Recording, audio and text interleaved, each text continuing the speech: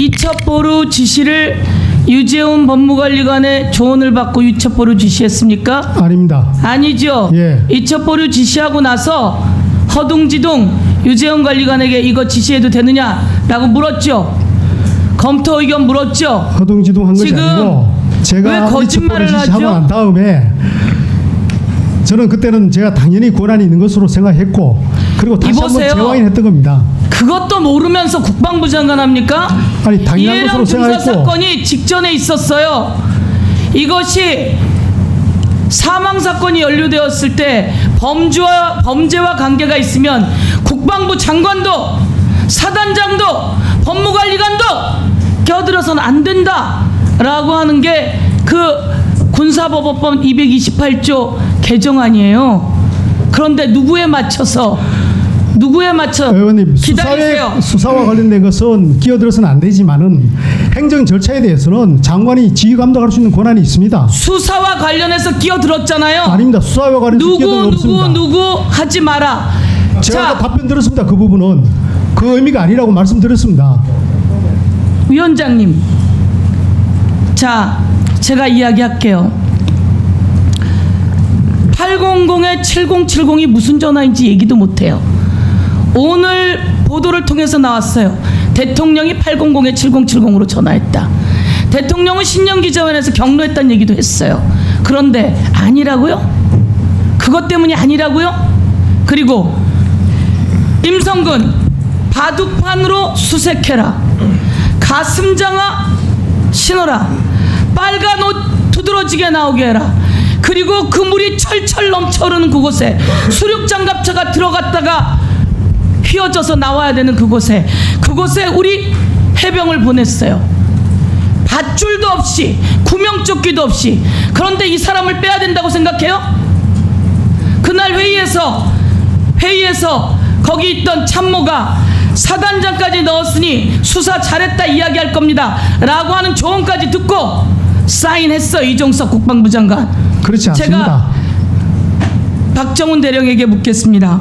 네. 수사 잘했다는 얘기 들었습니까? 못 들었습니까? 명백히 들었습니다. 수사 잘했다고 들었죠? 장관으로부터는 수고했다는 얘기 들었고, 그 다음에 전하규 국방부 대변인의 의견은 오송 지하 참사 사건도 있었는데 사단장까지 혐의자로 해서 넘기면 국민들이 수사가 잘 됐다고 생각할 것 같다라는 뉘앙스 얘기 들었습니다. 그런 얘기까지 다 나왔어요. 다 나와놓고 어디서 거짓말을 합니까? 왜 이렇게 새빨간 거짓말들을 하는 겁니까? 유재훈 법무관리가 제가 무슨 거짓말을 했다고 말씀하시는 겁니까? 제가 수사 잘했다고 이야기해놓고 제가 수사 잘했다고 얘기하지 않았습니다. 그러면은 이 우리 최병이 그렇게 떠내려갔는데 왜 이렇게 당당하죠? 당신에게 우리 해병을 보냈는데 그렇게 해병이 생명을 잃었는데 당신이 어떻게 이렇게 당당하죠?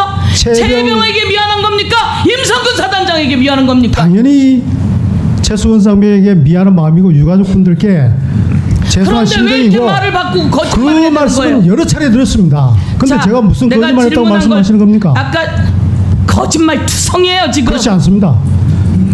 이렇게 뻔뻔스럽게. 그리고 호주 대사로 왜 도망을 갔어요? 도망간 거 없습니다. 도망가서 총선에 참패했는데 그것도 못 느낍니까? 의원님 제가 왜 도망갑니까? 온 세상이. 저기 서영기 의원님 잠깐 발언 중지해 주세요. 이종섭 증인 예. 퇴장당하고 싶으세요? 아닙니다. 도망갔다고 하니까 제가 답변 드리는 겁니다. 질의하지 않았는데 왜 끼어들어서 자꾸 떠들어요? 떠들다니 이게 무슨 말씀드려요 증인한테. 떠든다는 말이 이게 말이 됩니까? 조용하다의 반대말입니다. 떠든다. 그렇게 하시죠. 이종섭 증인 신문을 받는 거예요. 제가 그러니까 지금 죄인이 아니지 않습니까? 그러니까 누가 죄인이라고 얘기합니까? 그러면 그렇게 말씀을 하시는 겁니까? 제가 잠깐만요. 마찬가지 아니에요? 잠깐만요. 어떻게 죄인이 아니라 그 문제하고 잘잘못을 따지는 것하고는 다릅니다. 잠깐만요. 이종섭 증인, 예, 말씀하십시오. 이 자리는요 싸우러 온 자리도 아니고 예, 알고 있습니다. 말대꾸하는 자리도 아니고요. 예. 질문할 때 답변하는 겁니다. 질문도 하지 않는데 왜 자꾸 그런데 질문하신 내용이 마이크를 자꾸 얘기를 합니까?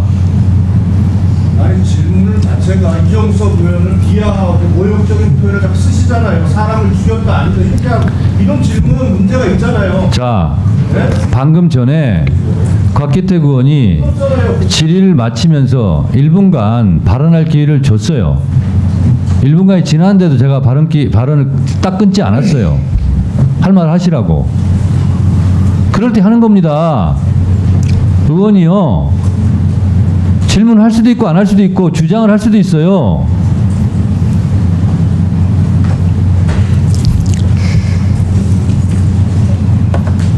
본인 하고 싶은 대로 하면 뭐하러 선서도 하고 여기 앉아 있습니까?